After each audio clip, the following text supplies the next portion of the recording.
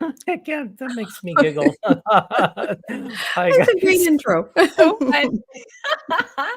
Good morning. Good morning, Good and morning. welcome to Getting to Unstuck. We are so glad it's Friday, so that's fantastic. It's been another great week in our corners of the world where we've had the opportunity to reflect on the work that we've been doing, and we're getting really excited about what's coming ahead. Today, we're going to be talking about picking up the pieces, and we have some really great thoughts around this, and we have some really great information and some tools for you to use. Have you ever wondered how to pick up the pieces after the thing that you have never wanted to happen actually happens? So we're going to talk about that today. So where shall we begin, friends? Oh gosh, good question. Yeah. Well, I think, you know what? I've been reading Richard Wagamese, and one of the things, it's a beautiful book that was published posthumously. And he says at the beginning, and I was thinking it would be wonderful it's about the stories. That's what we, as humans, we connect around the fire because we're ready for a story.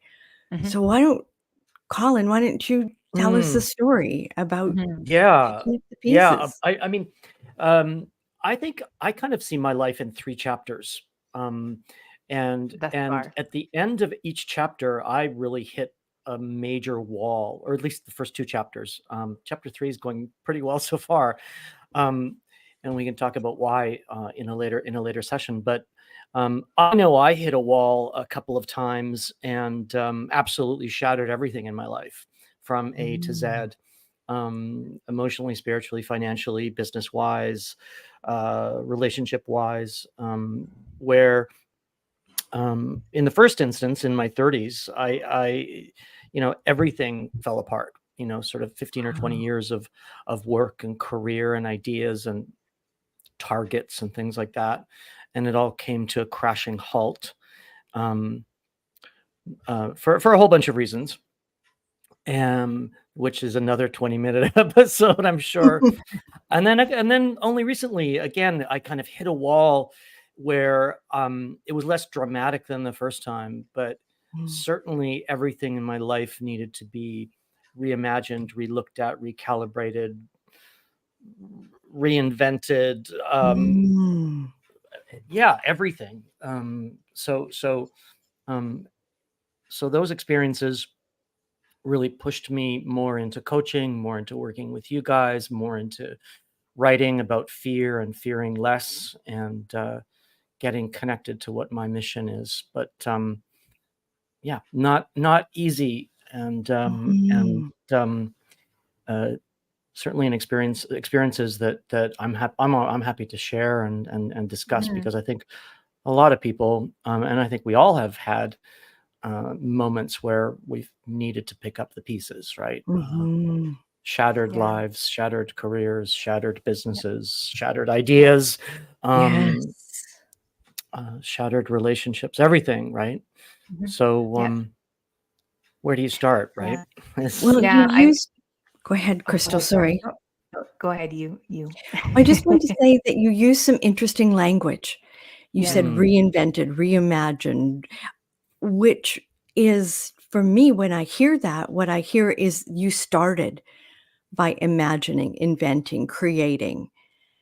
And then something happened, and there was an opportunity to redo. Yep. You're right. You're right. And I think if I broke it apart, or if we broke it into segments, it's like you're on the floor in a puddle of whatever you're in. And you've got to kind of recognize and accept, that's like step one. It's like, okay, here I am. And once you kind of recognize and accept it, you've got to imagine to overcome the fear, right? I think that's the only way to really do it, right? Is because it's so scary, right? When you've fallen and crashed. It's scary for yourself, and I know for me as well, it was scary, um, having the judgment, right, of myself and what I thought others were thinking of me and things like Mhm. that. So, Yeah. um, Yeah. I know that, I know I'm well acquainted with that I think feeling. we all are. Yeah, That's you know, I had a very public crash and burn of my marriage. Very public, very, in fact, at the height of, I was the co-founder of an international charity. And in the middle of it all, my marriage imploded, exploded, my life imploded, exploded. And all the things that you feel. I mean, for me, it was really, in that particular instance, it was kind of two-sided. It was the internal disappointment that I felt with myself and with not being able to, what I perceived at the time, hold things together when it was an impossible Mhm. situation to hold together. But we have these really funny ideals for ourselves, and Mhm. Yeah. trying to figure out how to be the person and the front, not the front facing, but the like the actual whole person, that there was some fragment of me that still believed I was capable of becoming that person and of being that person. But the situation felt so destructive. It felt like I had just fallen so far that how could I pull myself out? And I'm curious, Colin, like when Mm. you were feeling that, what were some of the narratives that were going on for you internally when you Oh, had that crash burn? Like what was around that? that this situation would last forever, that there was Mhm, no way out, that there was no light at Mm. the end of the tunnel, that mhm. I was, a loser, Mhm.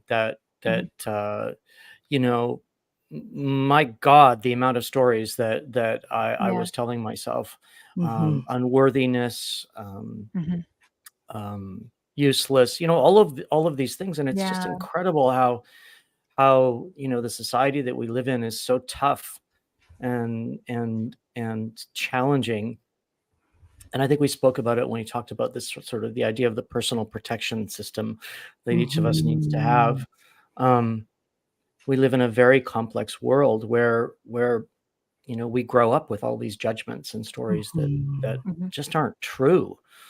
Mhm. And Mhm. I think it's our mission now as a team, isn't it, to pull Yeah. people back to their center, back to their Mhm. humanity, to help them become fearless. But um, you know, I just started to make small changes, little things that, like, I don't know, improving my diet or improving my fitness or starting to Yes. meditate or going into a self-help bookstore and just baby steps, right? And Yes. um yeah. Yes. And we talk about it as picking up the pieces, and really from what both of you have just shared, it really is. It feels like a plate that shattered on the Yeah, ground, it and really when we does. look at those pieces, it's like they're never gonna fit back together again. Mhm. Yeah. Yep. And one of the wonderful elements of this is the truth of it is it never will. So Yeah. that plate is never going to be exactly what it was. Mhm. But the pieces, as you said, Colin, once you recognize and accept, you can begin to imagine them fitting back in a different way. Mhm. And I think that's where the magic is, right? So Yes. I think so often, and I think you hinted at this, Crystal, we hold on to something, right, that we might have believed in for 5 or 10 or 20 Mhm. or many more years, right? You hold on to that belief system because that's safer than looking at that shattered plate, right? And It's going, familiar, right? So we hold it's on to what's familiar. familiar, even if it's not serving us. It's just that it's Mhm. familiar, and we're scrambling, and we're like I was, anyways, I'll say this for me, Mm, felt like I was drowning. And so a drowning person is always Mhm. they're reaching for air. And so we fall back into those familiar things. So, yep. we see people do it all the time. That's Mm. why people return to relationships that are abusive. It's not Mhm. because it's familiar, even if it's uncomfortable, and it doesn't need to be that extreme, but we have those mindsets around things. Yeah. Yeah. I Yeah. find it interesting. Oh, sorry. Go ahead, Colin. Oh Oh, no, I was just gonna. I forget what I was gonna say, but that. But I think that the key here, the nugget, is to, if you can break out of that familiar mhm. and Mm. look at that plate on the floor of crushed and broken pieces, I think that's where I would say that's where the opportunity is. Oh, That's where the yes. possibility is. That's where the new Yeah. you is, in there. In that big Mhm. mess is Yeah. the Yeah. new you, Totally. Yeah. I want to right? You know, acknowledge that somebody who, maybe a whole bunch of people who are watching this, maybe live now and maybe at the recording, are at the plate stage. And maybe the plate is true. just on its way down to the floor. Yeah. Mhm. And one of the, um, as you said, magic pieces, Colin, is to recognize that that's a fluid state. It's not Yeah. going to stay the pieces on the floor, Yeah. Right. because we're Mhm. humans and we have an incredible resilience. Yeah. Yeah. Yeah. Yeah. Mm. It's Yeah. good to acknowledge and good to remind people of that, because I think you're right. Yeah. A Mhm. lot of people, and we talk to them all every day, are stretched beyond human limits, right? And I think Yeah. one of the Yes. things that we always emphasize is, in that process of picking up the pieces, is to be gentle with yourself, right? Yeah. Um, Mhm. our evolutionary biology is not caught up with all of this technology and all of the hyper novelty of our world. So if you're feeling frazzled and you're feeling disconnected and you're feeling off, that's perfectly normal because Yeah. of where we are. And Um, Yeah. it's actually good news because your feelings that. mhm. Yeah. If Yeah. you can recognize those feelings. You know, John, I remember reading and listening to John Martini many years ago, and it was, you know, how life always finds us in the midst of when we, we find those. Carol called them those glimmers in our one of our previous conversations, and I remember him saying, "There's nothing to fix, only much to love." And that has been a bit of a mantra that I've returned to over and over again, because when we're focused and fixated on fixing something, we're always looking over our shoulder, and we slip into, like, if only I had done. We slip into regret, we slip into blame, we slip into judgment. And it's a disempowered state because we're trying to pull the past, which no longer exists, right? The past is gone. And so when we allow ourselves to recognize there is nothing to fix, because what's done is done, can't change it, Mhm. can't press, play and repeat on that. There's nothing to fix, but there is much to love. And those are the glimmers, and those are the moments. And Colin, you referred to it earlier when you said, like, finding those small things. And in one of our previous conversations, I was saying that I've lately been thinking about how one of the ways that we get tripped up, and I notice this with the clients that I'm working with, in particular through our coaching work, is that when something feels so big and so out of balance, we think that we're going to have to do something equally as big, or that we judge to be Yes. equally as big and monumental, in terms of the weight. And so that's where we can freak ourselves out, because we're like, it could be something like I don't know, it could be anything. If we could use a simple thing where we're frustrated with our health, right? So we think that Mhm. we've got to go all out all at once, and that's it. I'm blocking 90 minutes a day and I am going to train for a marathon, you know, Yeah. and those things are great. But what about not pressing snooze? Let's start with that. Let's start with not slapping the snooze button in the mornings, and give ourselves those things that we can actually begin to love about what we're capable of doing. And rather than focusing on all the reasons that it's gone wrong, what are all the possibilities of what could go right? Mm. Yes. And when both of you, with the stories that you've shared, when both of you turned that corner and got Mhm. to picking up some of the pieces, what was the successful result? One that you can remember. Mhm.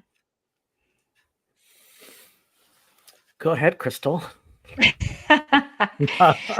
Well, I will be very honest. It was a very dark point in my life. Everything was very, Mm. very unstable and volatile, for many reasons. And I was in another country as well, living in another country that wasn't my home country. And there's just a lot there. So I went from curling up on a hard tile floor and crying when I put my daughter to bed and shut the door quietly and crying so that she wouldn't hear me in a locked room, to starting to ask myself, okay, what's possible? What can I do? And I'd wake up in the morning, I'd be like, what's one thing, Christal, that you can do today that's going to push things forward? And so I actually, for me, that was, I started attending a yoga class that was down the road from where I lived. And I just started showing up every morning to that yoga class. I dropped my daughter off at school, and I decided that this is something where, and I started to build community. And that was how probably one of the first things that started to give me the glimmer of hope. And it doesn't have to be something like yoga for anybody. It's irrelevant what it is. It was just that I started to somehow focus less on what was the pain and start to think about what I wanted my life to look like. Because like you said, Colin, when you're in that dark place, it's so tempting to feel like this is a fixed state, right? Like it's just so tempting. And that dark place can be anything. When you're going through financial duress or extreme financial problems, it's just so tempting for me to feel, still to this day, to feel like that's a fixed state and that can't be changed. And so the opportunity is to think about, okay, what's one thing that I can begin to lean into? What's one thing I can begin to love today? Yeah. I think for me, it was at least at the end of chapter 2, and now I'm in chapter 3. It was putting myself first. So putting me finally at the center of the circle, right? And not putting my eggs in everybody else's baskets, Right. which I have done throughout my life, where I would, focus on their success or their goals or their business or whatever. And I think it's really important, if you do crash and burn and break the plate, that like Christal said, baby steps, small recognition of love with you at the center of it all, right? In that, and we might have spoken about this in the past, and maybe we should do a whole show on it, where this idea of healthy selfishness is so important, right? And we've said it before, put on your oxygen mask first, because when you do crash and hit some kind of wall or barrier and are stopped by whatever you're stopped by, there's this, I think there's a tendency to beat yourself up a lot and the blame game and all that, right? So then if you're beating yourself up and blaming yourself, and like Christal said, looking in the rearview mirror, then you turn to, coping mechanisms that aren't necessarily healthy for you, right? Yes. And interrupting those patterns, right? Like one of the things that I learned from Dr. Joe Dispenza is whenever that thought comes up, just even internally, or sometimes I verbally say, change. And I just keep on reminding, there's no judgment. That's an old thought. That's not who I am anymore. Change. It's interrupting the pattern. A simple thing like that is something that we can make that internal shift that can really transform things for us. Right. Well, I had the grace, I think, of knowing you both at the times when some of the crisis was happening. And Christal, I recall you telling me that at dawn, sometimes you were getting up as far as you could up to the roof of the place that you were living to be with the sun and meditate.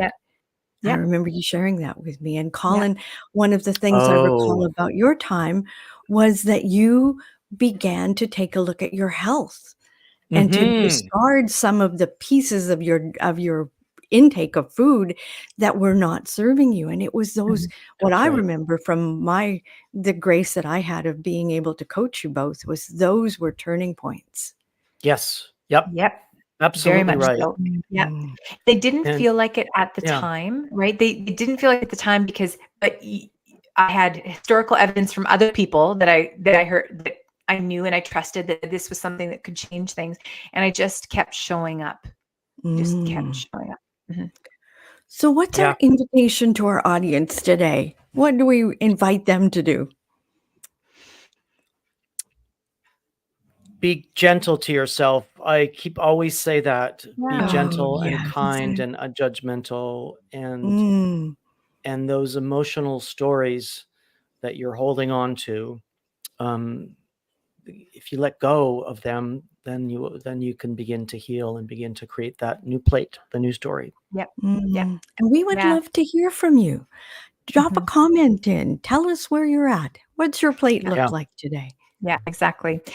And so don't forget to, if you do not yet follow us on LinkedIn, it would be fantastic if you followed us. That way you would be getting notifications when we go live.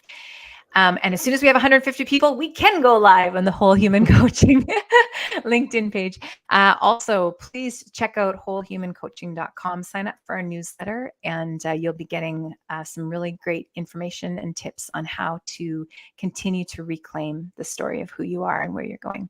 Thanks for tuning in. Have a great weekend. You Yeah. too. Bye-bye. Bye for now.